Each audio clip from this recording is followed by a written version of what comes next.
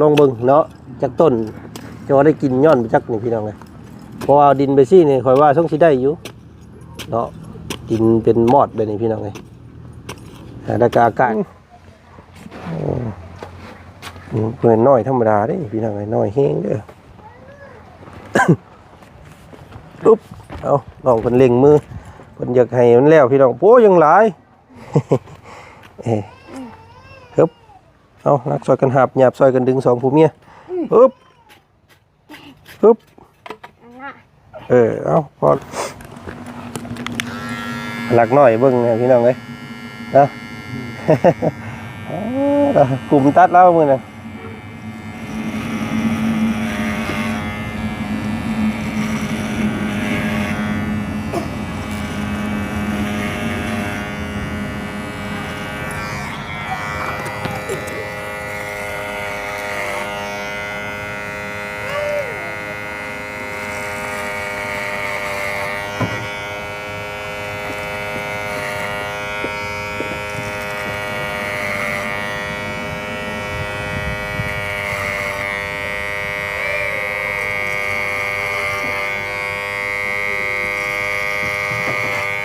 เอาส่งตีเมียบ่เนาะส่งตีเมียให้น้องเตืองบ่ บ่ได้เลยตัวนี้ว่าตะกี้อยู่ดอกพี่น้องเลย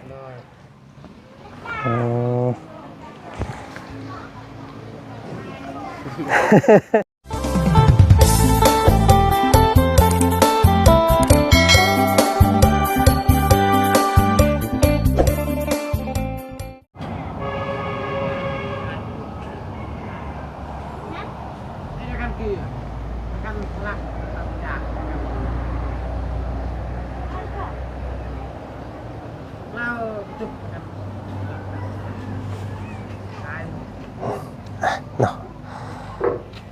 ต่อเนาะตัดภาพมาที่นี่ก็เป็นวันใหม่มื้อใหม่เด้อพี่น้องเอ้ยเนาะวันที่3มื้อนี้เนาะก็มาอัปเดตพี่น้องเอ้ยเนาะ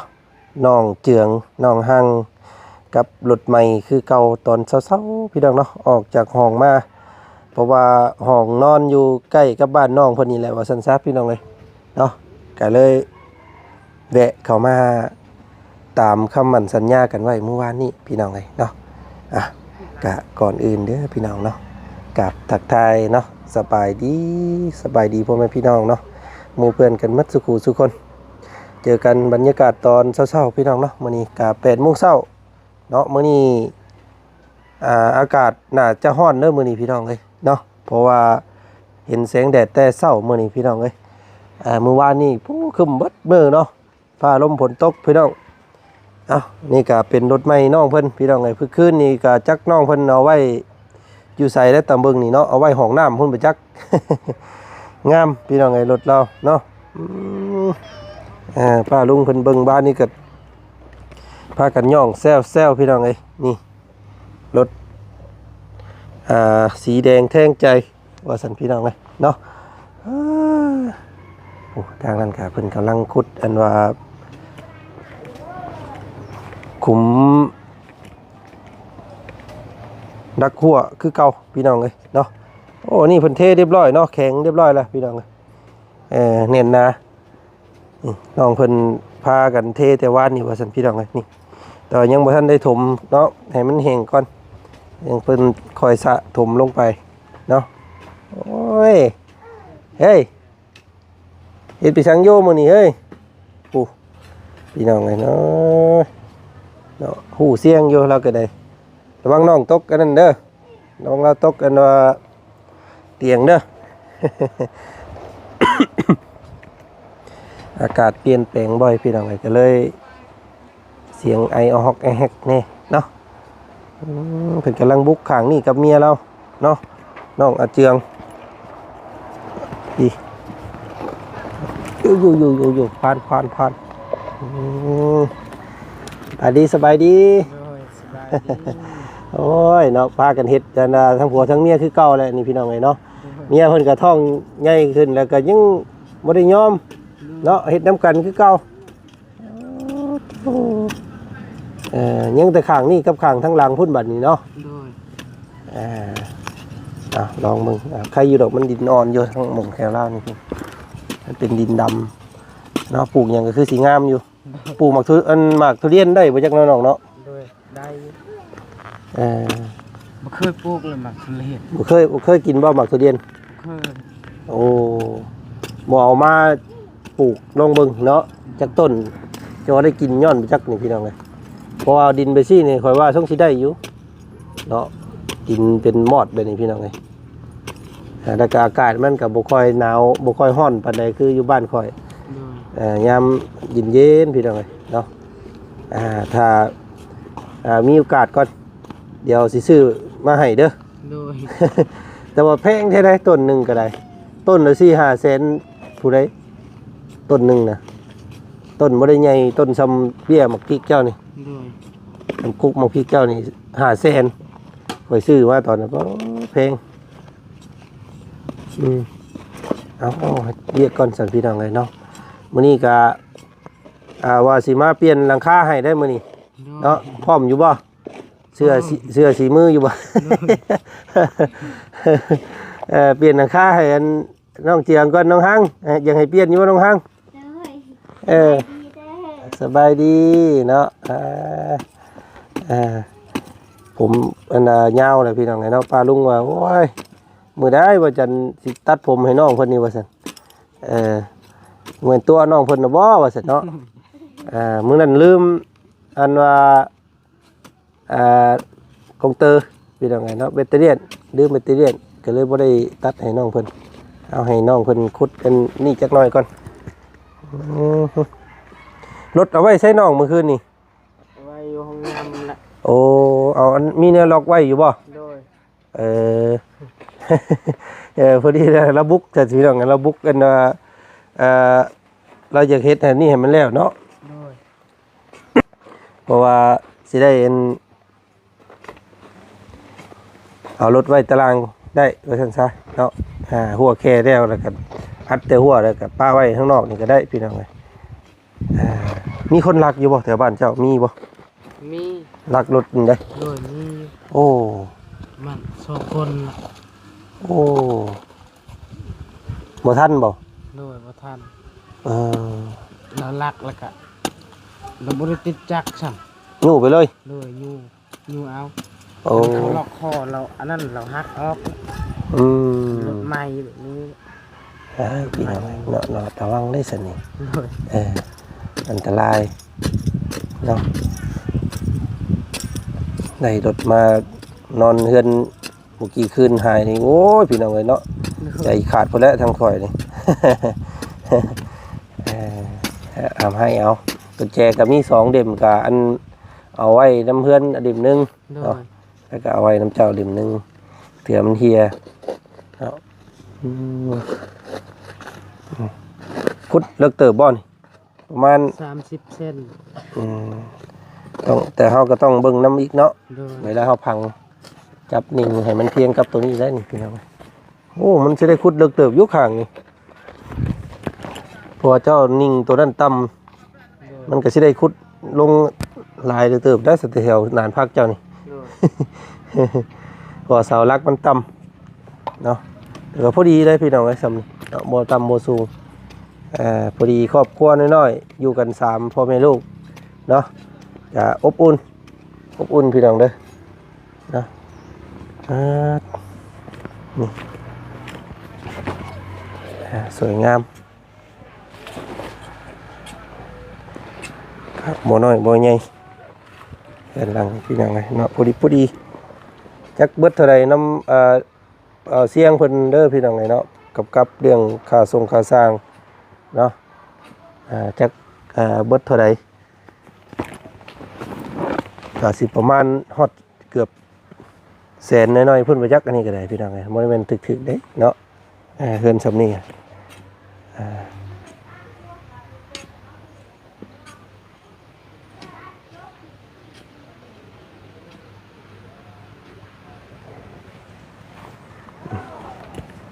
ใช่เอามามึงอยู่บาดนี่เบรกมาตั้งมึงอยู่หันจักลักนึง พอดีอยู่บ่เนาะขุดสิได้ขุดหลายเติบอยู่ทางนี้เพราะว่ามันอันนั้นโอ้หน่อไม้แล้วนี่คือสิตายแล้วเนาะตายแล้วบางนี่มันบ่ได้มีวีแววสิปงเลยนี่โอเคเลยเนาะยันตายแล้วถ้ามึง ขี้ย่านว่าหน่อไม้มันสิขึ้นตารางเฮือนเราอยู่บ่ได้ขึ้นดอกพี่น้องเอ้ยบาดนี่เนาะโอ้โตเบกนี่เลยนี่เนาะเพิ่นน้อยธรรมดาเด้พี่น้องเอ้ยน้อยแฮงเด้อ อุ๊บเอาน้องเพิ่นเล็งมือเพิ่นอยากให้มันแล้วพี่น้องโอ้ยังหลายเห็นบ่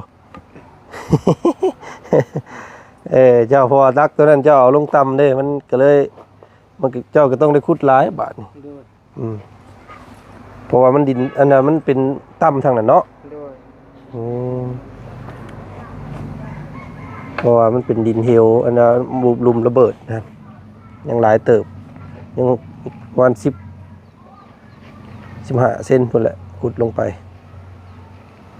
กับเจ้าขุดแล้วแหละ เห็นได้เสร็จเนาะหรือว่าสิไปเอาลักตัวนั้นขึ้นบ่ยับขึ้นอีกนิดนึงบ่มันอยากจะสิได้ขุดหลายพุ่นแล้วบัดโดยต้องเอาลักนั่นแหละเนาะมันจังบ่ได้ขุดหลายปานใดเนาะเพราะว่าต้องไปพุ่นอีกยังสิเลิกลงเลยนี่โดยเอาตั้งไว้ก่อนชั้นไว้ก่อนจอดเจอมานะลูกอันนี้ก็ขุดลงอีกบัดเลยหลักนี้ไล่แล้วหลักนี้พอดีแล้วลูกว่าจุดนี้ลักก็ได้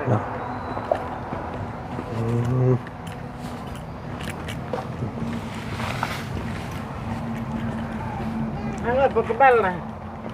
อันนี้เจ้าพังแล้วบ่นี่โอ้ยังสะลงเนาะสะอันนั้นลงสะดุมลงปกตินะกันนะเพราะว่าทั้งนี้มันเป็นอันคุมอันนี้เด้มันก็เลยอันว่าต่ำเนาะต้องยับขึ้นอีกโอ้จริงๆแล้วพูดเล่นเนาะเดินเจ้าเนาะโอ้เด้อสะลงเด้อหนักดิไว้ฮึบเอาประมาณนี้แต่นี่ก็ยังอยากต่ำอยู่ได้อยู่แล้วคุดเอาเนาะมันอ่อนอยู่เนาะเอาลงอีกบ่เอาขึ้นอีกนิดนึงสะดินลงอีกฮะใบกันนั้นเอาข้างในฮึบเอานักซอยกันหาบหยาบซอยกันดึงสองผู้เมียฮึบเอาพอแล้วสำนักกันมันช่วยถ่วมหัวเจ้าเลยเนาะเพราะดินนะมันเป็นดุมระเบิดพี่น้องเลยเนาะขุดเอาต่ำในนิดนึงก็ขุดเอาเนี่ยขุดมันก็จะได้ขุดหลายในนิดนึงเนาะ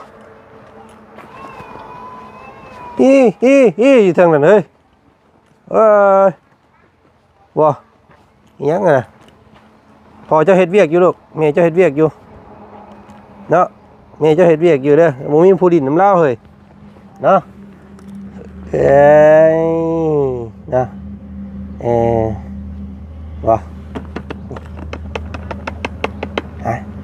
แขวยิงยี่แขวเบี้ยวแท้บ่อาบน้ำนะบ่นี่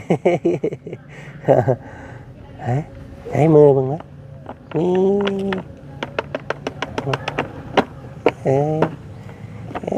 พี่นางไงเนาะแต่หูใช่ให้มาไว้ด้วยลูกเด้อเป็นคนหูพอดีเด้อเชื่อนี่เอาอันระเบาพอลุงเงินตัดผมให้พ่อเจ้าก่อนเนาะโอเคพี่น้องไงเนาะมื้อนี้ก็มาตามคำมั่นสัญญากันไว้พี่น้องไงเนาะป้าลุงเพิ่นก็โอ้เนาะเพิ่นว่าอยากให้ตัดผมให้น้องแน่เพิ่นว่าพี่น้องไงเนาะเฮือนก็งามอันว่ารถก็งามเลยว่าฉันคนต้อง ให้มันงามคือรถเนี่ยว่า เราก็งามอยู่พี่น้องแต่ผมเรางามเราเป็นยาวซื่อเนาะอืมเอาแบบใดเด้นี่เนาะฮะเอาทรงแบบใด เอามันได้ก็เอา โอ้ยเนาะขอยสิได้แทนหัวโลนให้แล้วบาดนี่ เออเอามาเอาแบบลองทรงเปิดข้างเนาะ โดย บ่ได้คลำบ่มื้อนี้ บ่ นอนยันว่าโอ้วันศีลมันพร โดย บ่ได้แม่นเนาะว่ามื้อนี้เนาะ โดยได้อยู่ เป็นยังไงเนาะตัดผมให้น้องเพิ่นก่อนผมบ่เคยตัดให้เราจักเทื่อได้นี่หลักน้อยเบิ่งนะพี่น้องเอ้ยเนาะ กลุ่มตัดแล้วมื้อนั้น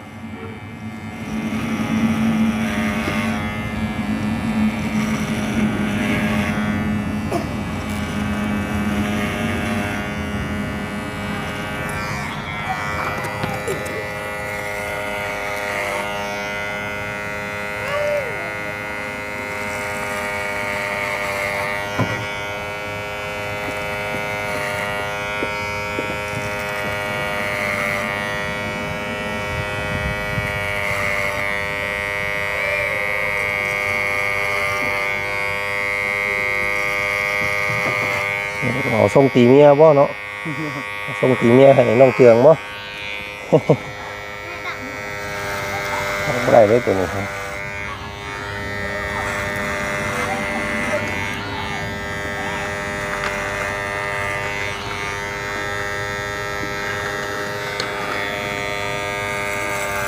เอาสิพลักน้อยมาเบิ่งพ่อเจ้าตัดผมไว้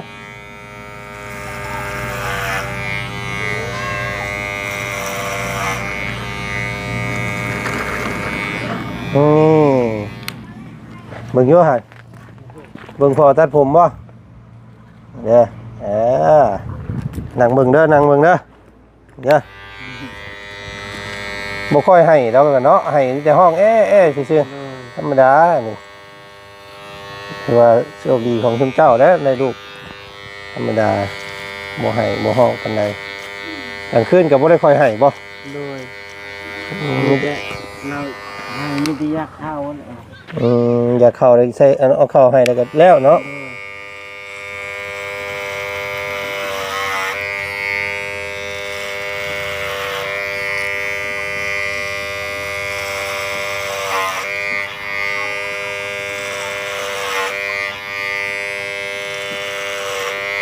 บอกให้น้องเพิ่นตัดผมตั้งแต่ขึ้นเฮือนผู้พี่น้องเลยเนาะน้องเพิ่นบ่ตัดบ่ค่อยมีเวลาเราอ่ะก็เลยยังบ่ได้ตัดเลยเจ้าก็สิตัดบ่ตัดบ่ผมยาวเลยเด้อเจ้าก็ได้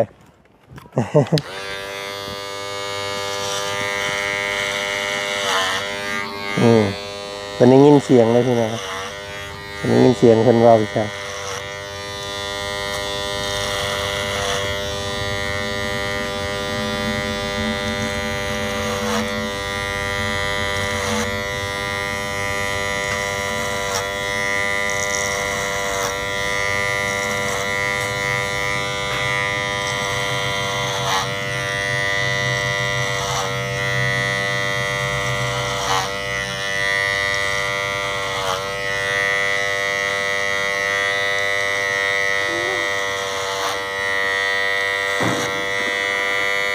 โอ้บ่นั่งเบิ่งพ่อเด้อเดี๋ยวเราเอาอยู่ว่าพี่มาเด้อปึ๊บยับแล้วตีนเด้อลูกเอ้ยปึ๊บ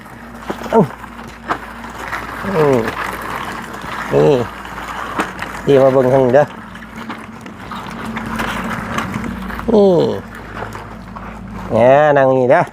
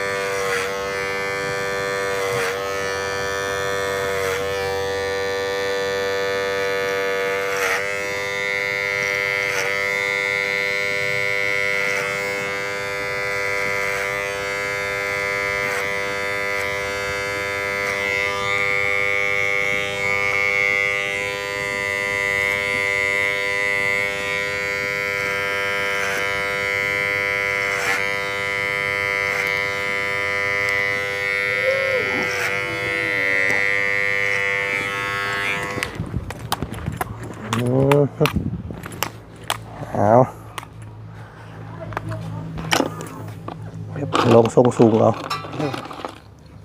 ทางเทิงก็เอาออกอีกน้อยหนึงเนาะน้องเนาะ โดย มันเงาพอด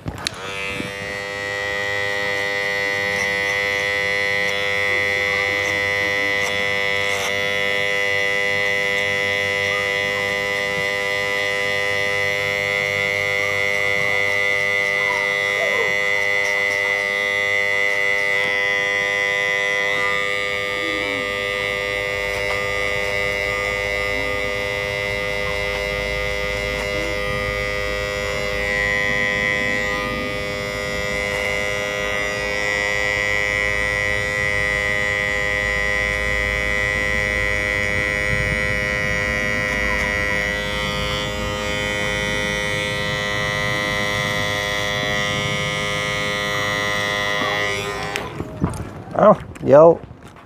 ให้ป้าลุงเบิ่งตอนมันแล้วแล้วกันเนาะเนาะได้งามกับอย่าตีกันเด้อ โดย เพราะได้แก้ไขเนาะบ่เอาออกลายพี่น้องแต่ว่าเอาเป็นคงความธรรมชาติของเราคือเก่าเนาะ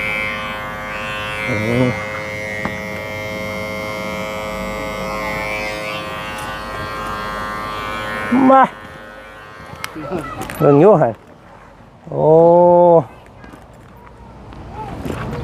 อีกนิดนึงมันยังอันนั้นอยู่ปีนข้างไปพุ่นอยู่ปีนไปพุ่นเยี่ยมมันเป็นคมอยู่หลบคมมันกัน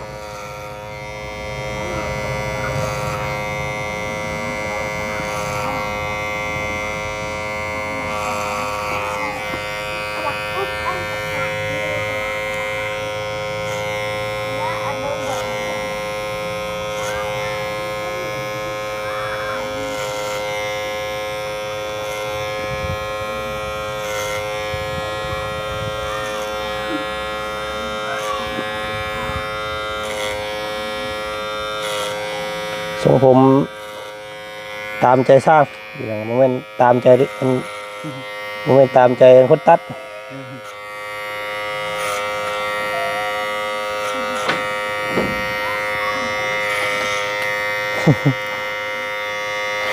น้องห้างเป็นที่ได้น้องห้างงามอยู่บ่ฮะ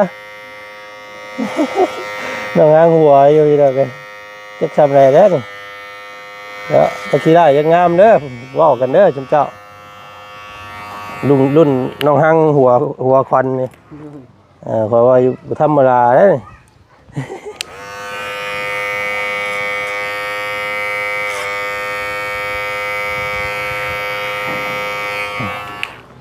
เอาก็คือสีดีกว่าตะกี้อยู่ดอกพี่น้องเลย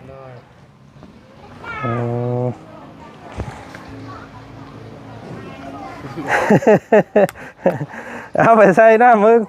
เนาะไปทางน้ำมาเลยจึงชีบีเบิ้งไปเนาะโอเคผมเราหนาอีได้พี่น้องเลยผมเราเนาะเราอาบน้ำอาบท่าเจียได้บาทนี่เพิ่งก่อนโอ้เบิ้งพี่น้องใครกว่าตะกี้อยู่หรอวะนี่เนาะ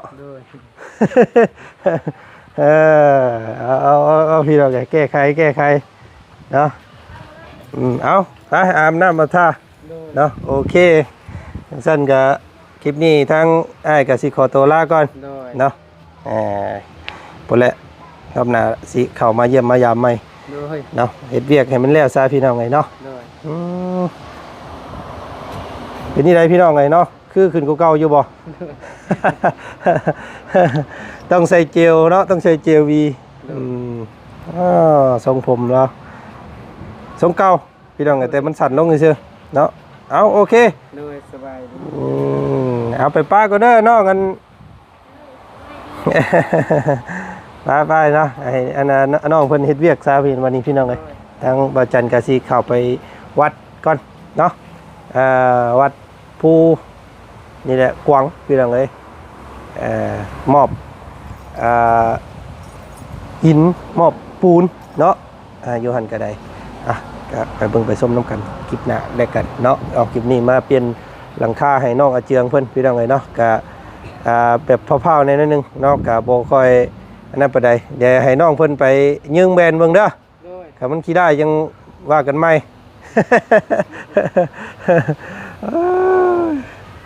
นะได้แล้วอันก็ได้พี่น้องเอ้ย